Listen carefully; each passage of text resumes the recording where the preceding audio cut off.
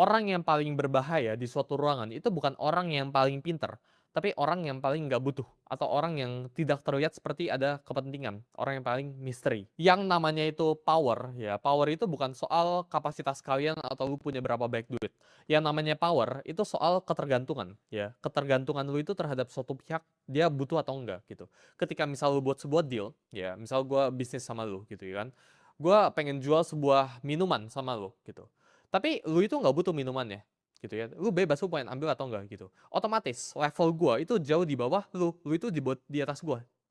Pasti itu tinggi langsung gitu. Jadi ketika lu bisa masuk ke suatu ruangan, lu bisa deal, misal lu interview lowongan pekerjaan, tapi lu itu nggak butuh gitu. Lu itu nggak ada kepentingan, lu itu nggak apa-apa kalau nggak dapat pekerjaan ini. Lu otomatis bakalan dapat higher groundnya. Yang paling butuh dealnya itu bakalan jadi posisi di paling lemah. Jadi ketika lu menghadapi situasi seperti itu, ya berusahakan untuk either naikin dulu value lu gitu kan. Ini tentang equation ya, baik lagi. Ya, ketika lu nyadar posisi lu di bawah mereka, ya berarti jangan negosiasi. Ketika lu nyadar, ya lu itu sedang bernegosiasi sama orang yang gak butuh lu, ya lu jangan negosiasi sama dia. Itu losing game, lu udah pasti kalah negosiasi sama dia gitu. Itu pasti bad deal sama dia. Jadi yang lu bisa lakuin apa? Lu harus naikin dulu value lu gitu kan, sampai di tahap dimana orang itu yang butuh lu.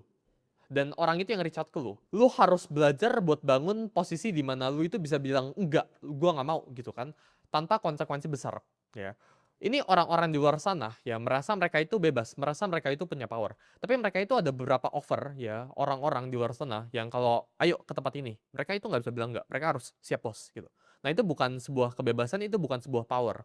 Kan harus belajar buat become independent ya. Kalau orang tawarin lu, siapapun di luar sana gitu ya, tawarin lu, mau gak ke tempat ini gitu kan, mau gak deal gue sama bisnis gue ini gitu. Lu harus belajar buat bilang enggak tanpa ada konsekuensi besar. Yang namanya itu neediness ya, atau kebutuhan ya, atau desperation again yang gue tadi bilang, itu nggak bisa disembunyikan. Ini akan eventually kelihatan ya seiring waktu berjalan.